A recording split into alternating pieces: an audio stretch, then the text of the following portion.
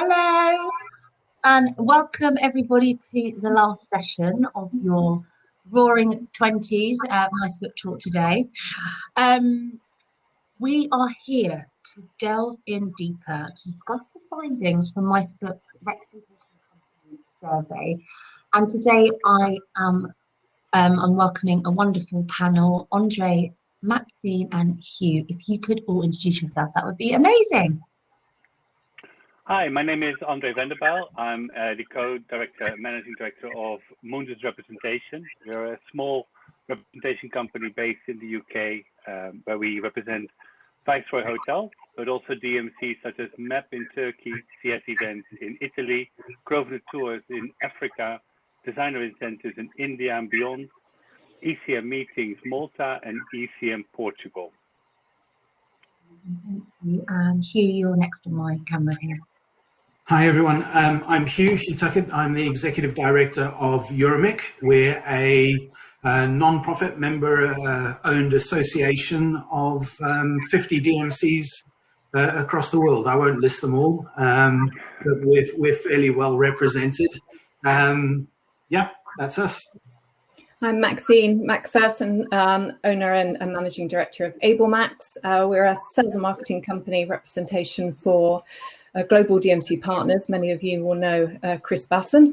And we also represent hotel groups and work with various consultancies under normal circumstances. And we do the recruitment for the meeting space forums too. Amazing. Thank you all. And thank you all for being here today. And I look forward to delving in a bit deeper and start talking live events, which is very exciting. When I was looking at sort of moderating the session and speaking to chat, let's revisit why travel? Why is travel so powerful, and will it come back? It is going to come back. But for me, travel is exciting, it's rewarding, it's time to take a break, learn about a new culture, explore new places, and overall to go and experience something different. And I know it might sound a bit cheesy, but travel warms the heart when you're exploring these new places and seeing new things. It's an incredible experience overall. But I think, and that's the key that we need to remember when we're thinking about travel. Travel is not just a sort of challenge that we need to overcome. And in light of everything, that sort of is what's happening at the moment. And so, looking at the survey results, it's been really exciting to hear that sort of post the PM announcement 2 weeks ago, you've all had some new inquiries. I think about 58 representation companies have had inquiries over the last 2 weeks, and from about sort of 1 to 5. So it'd be great to, Andre, if we start with you, just to find out what type of inquiries you were seeing and what type of destinations are quite popular. It's an interesting question, because we actually thought, oh, here we go. We might get some. We start maybe with Europe, maybe something close by, easy reach for in our case, a Portugal or a Malta maybe. And quite the opposite happened. We went far-flung from India to South Africa and everything in between. We, number-wise, again, where everybody thought we were going to see the very small numbers of 10, 15 people, maybe it's more like a large family, maybe getting away this summer, we're seeing them as big as 500 people, 600 people. So it's again, very, very wide. So this is how fortunate we are. I don't know whether it's the same for everybody else, but I think everybody's a little bit more mindful as well. And instead of going in with it like, okay, we just want to go X, Y, Z, it's more like targeted, it's more honed in. People are more aware of what the expectations are from the destination. And of course, different questions are being asked, like what is happening in that destination at the moment? How are the COVID counts? How are they reacting to foreigners, to English people or European passport holders? So there's a lot more factors that are taken into consideration now, but it was extremely positive. And I think the very first day when the travel was announced, Wayne and I, my business partner, were sort of sitting back like, okay, come along then, where is everything? And I think it was very much the UK market that was getting meetings on the Thursday. But then when it started, the tap opened up for us. It was that glorious feeling. I mean, you said earlier on about why are we in travel? That is why we're in travel, because that buzzy feeling that you all get once these inquiries are coming in, and to be able to call your DMCs or your hotels and say, like, I'm not here for asking money, I'm here with an inquiry. You know, it was a glorious moment. And I think that euphoric moment is so important, and it just shows exactly why we are in this industry. Mike, you want to go next? Yeah, I mean, Add to that? a few things that are happening or have been happening, and I think it's fair to say we haven't seen that big rush of inquiries that we desperately wanted to have at the beginning of the year, but they are coming in, and they are coming in consistently, and I think they have been from October last year. I think for international travel, decisions aren't being made, and there are obviously so many reasons why that is. We need to know about vaccines, we need to know about the quarantines, the borders, etc. And I think I'm hoping next month there'll be a lot more decision making. We are dealing with a lot of virtual events right now. It's a godsend in the way that it keeps us connected with the industry, with the DMCs and their various fabulous virtual events. On the other side, it's not live, and for all the reasons everybody, you know, we need live to come back. We want to see people traveling overseas, and we are seeing large numbers. We're seeing most of our pipeline for this year is for business that's been postponed from last year, and it's hanging in there Q3 and Q4. Some of it has moved into 2022. Some of it we're waiting for decisions over the next month, and we're likely to have decisions quite soon, I think, on those. We're fingers crossed. We've had a few new inquiries too for the back end of the year, and hopefully we'll have lots of short lead times when the news becomes more and more positive. But let's hope that happens. But some really exciting incentive, and as Andre says, some very large incentives. I mean, big numbers, and they're looking strong.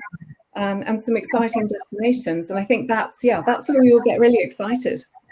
And Matt, did you say it was a bigger numbers? Is that your UK clients that are looking to travel, or is that actually globally? Global events, larger UK incentives that are larger in size, and I'm not seeing a huge change in budgets per head, but for regional global incentives, there are some big numbers. It'd be interesting to see how they work out. No, that's really interesting.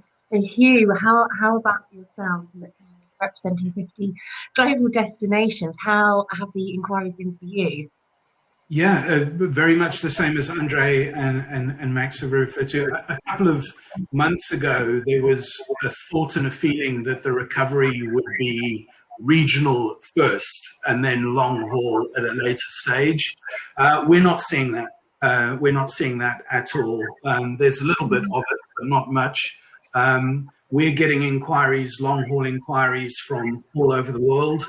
We're getting inquiries for large groups as well as small groups. At the risk of being rather boring, it actually seems to be business as usual. It's a lot of the same that we had prior to pandemic. Same type of budgets, same type of group sizes, same sort of requests. If anything, the budgets are looking slightly healthier. But also referring to what you said at the beginning, I think there is a big pent-up demand. And I think a lot of corporate clients, a lot of large corporate clients are looking at travel to really heal some of the damage that the pandemic has done. So we're seeing a large amount of quotes from the automotive industry. They have a huge amount of new vehicles to launch and to share with the press and get people excited about. A lot of the corporate clients want to get their key and their top performers haven't been rewarded with travel for 2 years. So it's now a highly motivational, highly inspirational tool that they can use. It's still early days yet.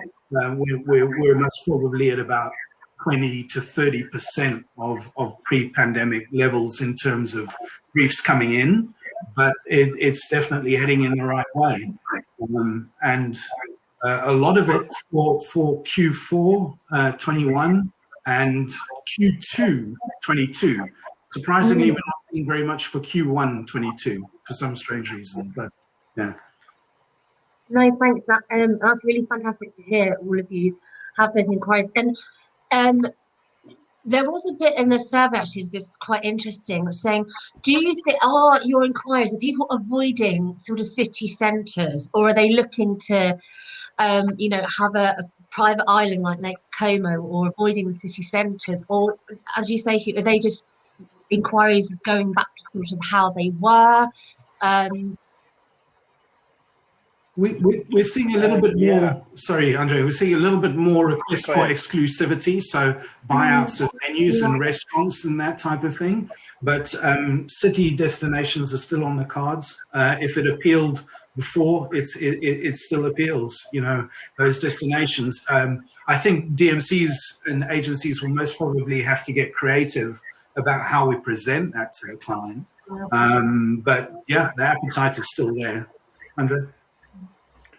Yeah, and another thing that's taken into consideration now is easy access, ideally with just one flight, not a stopover or a connecting flight. So again, destinations in Europe or even in Asia or Africa that you have a direct flight with. And exactly what Hugh said, buyouts, exclusive use, they very much come up as well. And I think that's where you see as well the budget is slightly increased because people are willing to pay that little bit extra to give that security. That's a good point. I think people are being mindful that destinations are going to have to be fairly well accessed. And we're not quite sure how the airlines are coming back, and there are still questions over some routes. So I think that's going to be a part of the decision-making process. Definitely. And I know from the survey, it's saying that actually quarter 3, most inquiries is 50% for quarter 3, 25% in quarter 4, and the rest was 2022. And I find that's quite surprising that there are so many in quarter 3. And why do you think that is? And also on the back of that, why do you think that is? But are these inquiries just feelers to get out there, or do you think these are quite solid and firm briefs? So are you quite skeptical about them, or are you quite confident that these are solid briefs that you are receiving? I think it's a 50-50. I think 50% of them, I hope, will confirm, and 50% is very much the teaser. I mean, ask yourself a very simple question. One of the nicest feelings we get about our personal travel is the actual booking of the flight, the booking of the travel. It's something in the diary to look forward to. Now, if you then say to somebody like, oh, maybe we have to postpone that by a month or 2 months or 3 months, doesn't matter. I know that I'm going to Turkey. I know that I'm going to Portugal. So it doesn't matter. I've got something to look forward to. So I think a lot of companies have been very, very clever with that, to give them something, give their employers something to look forward to towards the end of the summer, into the autumn. Yeah. Okay. And I don't know if Hugh or Max got any other comment on that in terms of your I think after the last year, there's no definite booking until it's definite.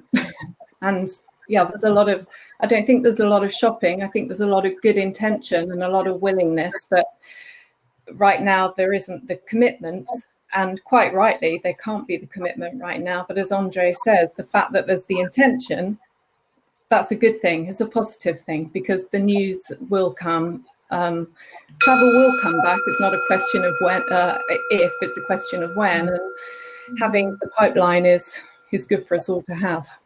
Yeah, for sure, very definitely. I know you sort of touched on budgets a while ago, but Andre, you were saying that you think clients have a lot more healthier budgets now, because in terms of security, Hugh and Max, are you seeing that across your inquiry boards at all? Not seeing budgets fall at all, and we are seeing that clients spend money to make up for lost time. I had literally earlier on today one company decide that 2020 winners for this year will actually, for the incentive that was going to happen later this year, which has been moved 3 times already, they're going to have a monetary reward, those winners, and the incentive is actually going to be moved to next year, but the budget will be increasing. And yeah, I've seen some very healthy budgets out there. I don't, you know, and we're seeing a lot of the usual as well. The pharmaceutical companies, they still have to abide by code. So, but we're not seeing a drop. We're not seeing any tightening or reduction in numbers, actually. So what we are seeing is quite positive. Yeah, we're seeing it the same. I mean, the budgets are the same, if not slightly higher. And I think that comes from a definite desire to, I think a lot of clients are realizing that it is going to cost more to do exclusive events and buyouts and things. They realize that there will be additional costs for safety concerns and things like that. But I also think that there's a genuine willingness, and going back to that earlier point about whether they are confirmed or whether they're just testing, I think there's a genuine business requirement. I think a lot of our clients are saying, the moment that we can come, we want to come. We want to make sure that we're up and running and we get in there first, so that we can make this happen as soon as possible. So I envisage, as Max was saying, that there will be the lead times, I think, once the announcements get made and once we see some of these air corridors and airlines making announcements and governments making announcements, I can see it actually being quite crazy. So I think what we're seeing now is a lot of the planners that are trying to get in there early and saying, you know, that request that we sent you last month, we need to make it happen. Yeah.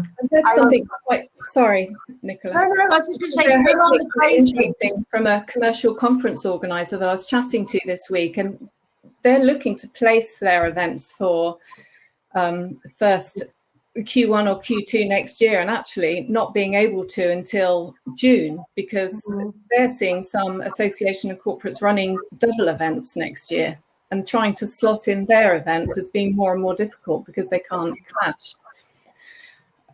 So yeah, hopefully that would be a nice problem for us all to have, I think. A lovely problem for us to have. No, that's really interesting. And are any of you seeing an increased focus around sustainability and CSR in any of these inquiries? For us here at Mundus, it's as well as a given. When we started the company 2 years ago, that it was very high on our agenda, and where perhaps it was very much still a buzzword, I think now it's something that really people are taking into consideration. And we are actually in the process of setting up a carbon offset, where we actually get a calculator for all our events that we can offset the carbon. And you know, it's just being mindful. We're certainly going to do it for all our FEM trips that we are, as in Mundus, pay for it, but we can help agencies and corporates as well to show them how to offset it. And of course, there's some destinations where it's very easy to get involved with CSR and with sustainability. And then there's destinations where it's a little bit more difficult. But it's often as well like what the company wants to do. And I think within the last year, so much we've all gone through from a mental health point of view, from a you know, like how to look after each other, be kind, and all that. So I think once we are grateful that we can travel again, I think people would want to spend some time giving something back in destination, or make sure that, you know, there's something to be given back to for the world. And I personally hope it's here to stay. Yeah, definitely. And how about you, Max? I totally agree on the incentive side. I think that's been a movement for a while, and I think everyone in the last year has been very conscious of the global environment and climate change, and even more so, because we've had time, and because there's just been more news on it. I think I think we have to set an example right from, as Andre said, right from our fan trips, right from, I heard Mag Shaw say the other day she wasn't going to be giving giveaways on sales visits, and you know, but there will be donations and to charities, and I love the idea that we, right from this early stage of the sales, that we find ways to set an example and look at the way we're doing things. Definitely. And Hugh, are you seeing when inquiries come in that there's a focus around sort of sustainability and CSR elements? Not right now in the most recent requests. There's an element of it, but I wouldn't say significantly more than before.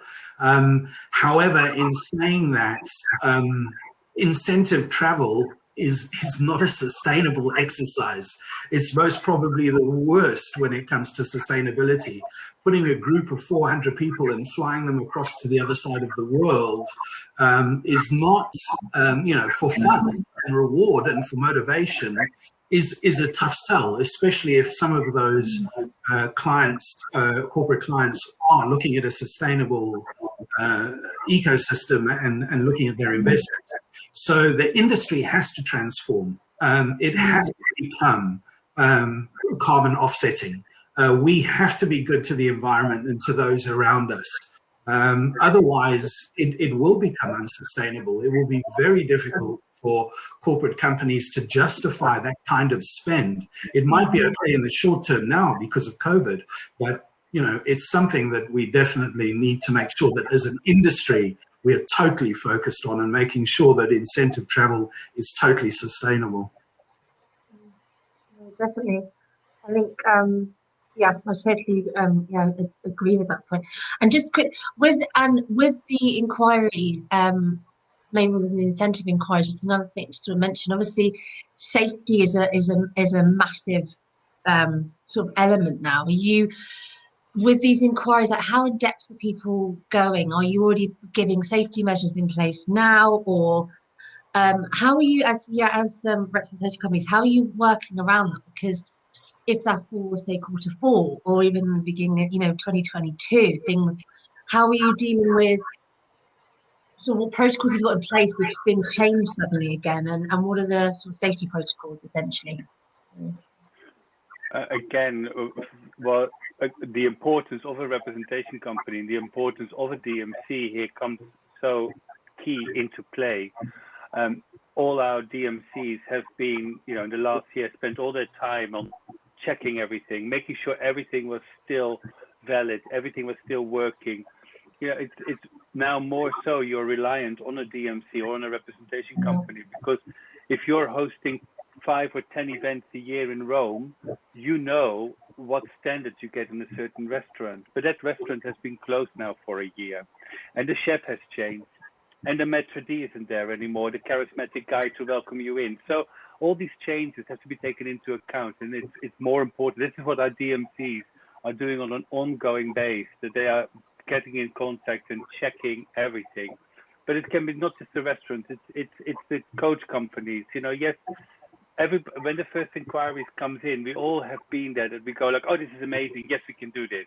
We all have the yes can do attitude, and so have everybody else in the hospitality industry around the world. So people will start to undercut each other again. So yes, you've got a coach company here that can do it for this amount, and a coach company there that can do it for that amount. But will they have sanitizers on board? Will they have a security? Will they check your temperature? Will they have all these little touches in place as company A? No. So that's where you are. This is what our DMCs are doing on a consistent base, making sure that everything is checked. And no, we can't guarantee the crystal ball what's going to happen next month or in 6 months' time in Rome. But we know what's happening now. So we can, they are completely up to date, like how we are up to date with the plan of Boris. And hopefully by the 21st of June, we are all free to go. Of course, these plans are in place around the world as well. And they have everything set up for you to ensure that this event can be as secure as you would like, with doctors on site, with temperature takers on site, with swabbers, with tests, anything you want.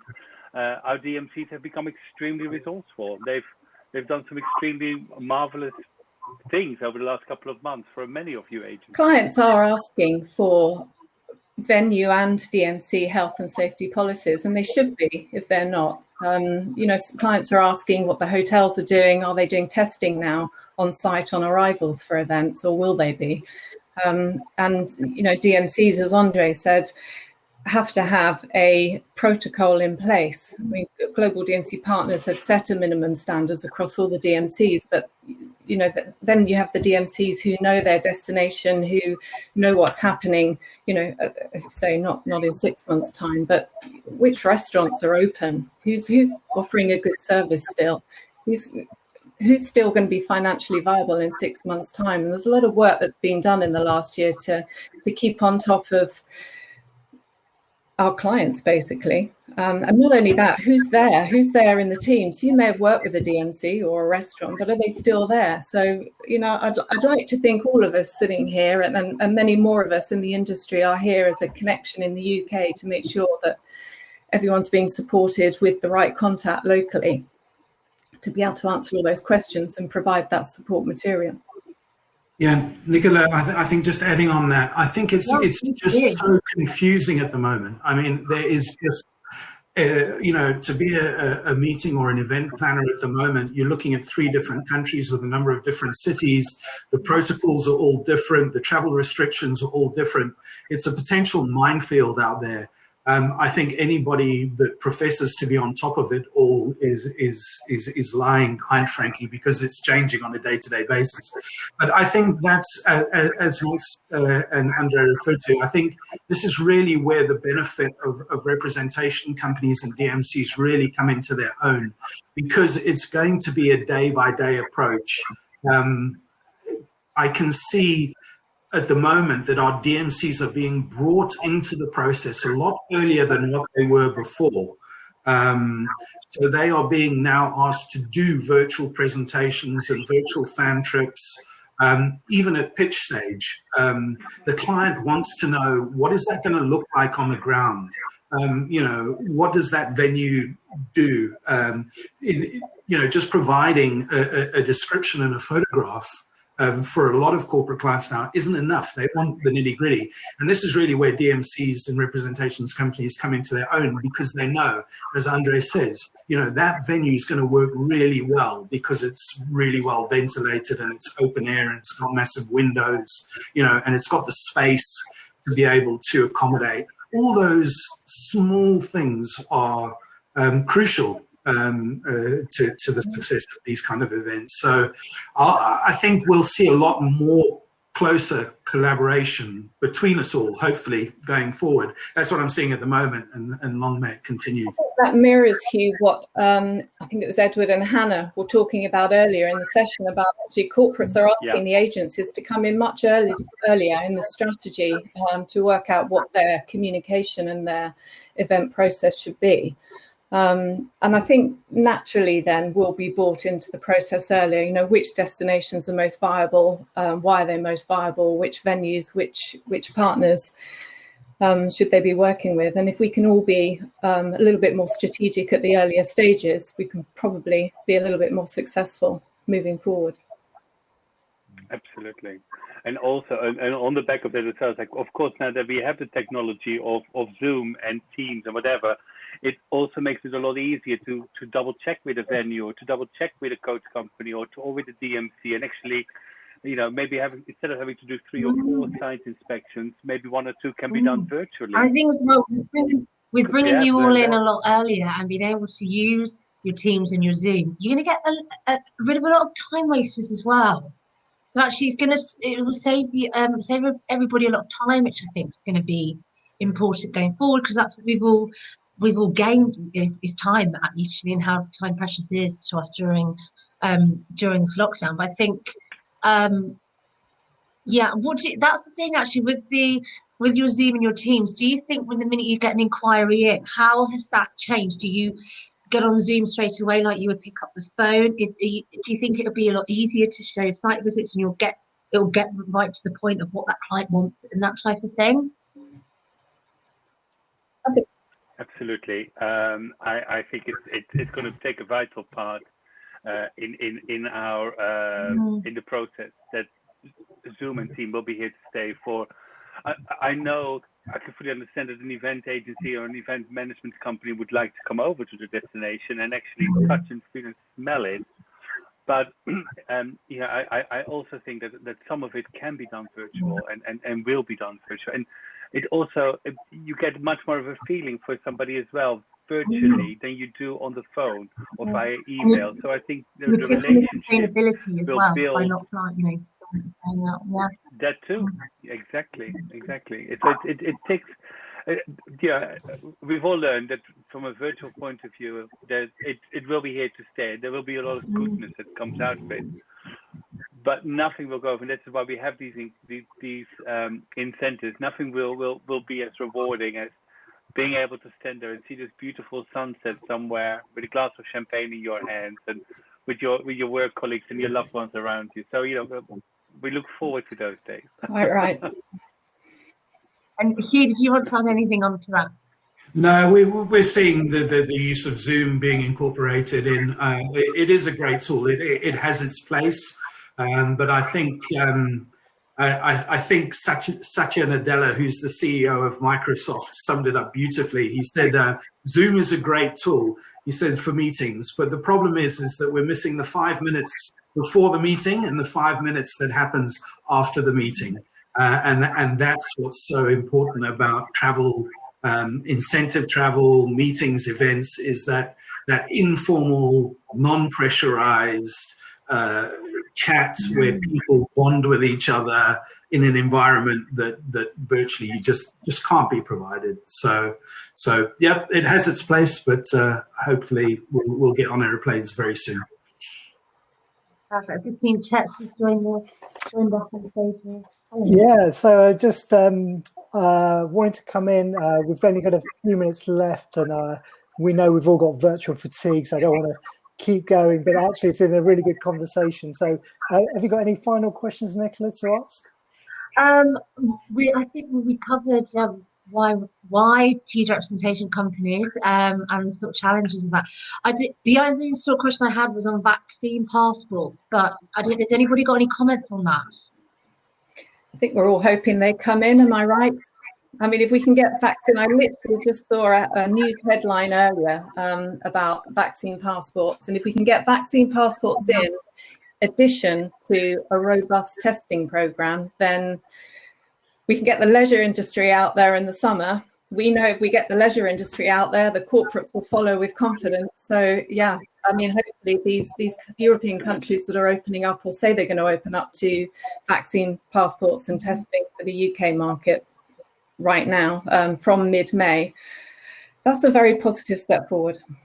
Yeah, so, yeah, I'd like to see it. Absolutely. Yeah, it's a no-brainer for me. The only downside is that in all the DMCs that I've spoken to from our perspective about what is your government doing, there's still a lot, well, we're not sure how to handle it. So it's still very early days. But I think what we'll see is most probably corridors. I think the news articles that we're seeing this afternoon, yesterday, where you're seeing places like Cyprus and where you're seeing Greece and Spain coming on board, they'll open up and then everybody will follow shortly after that. So Exactly.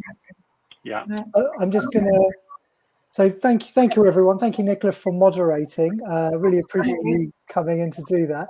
There's a question in the chat from Alex about, I think it's around restructured and rescheduled programs. So I guess postponed programs, and whether there's the expectation that the price would be reduced, stay the same, or potentially increase. Are you seeing any kind of renegotiation on pricing from something that was meant to happen? Hugh? We haven't. And for the large part, I think most of the prices have been honoured as far as possible. And I know that the majority of our DMCs and those that I've spoken to have fought hard to keep that pricing.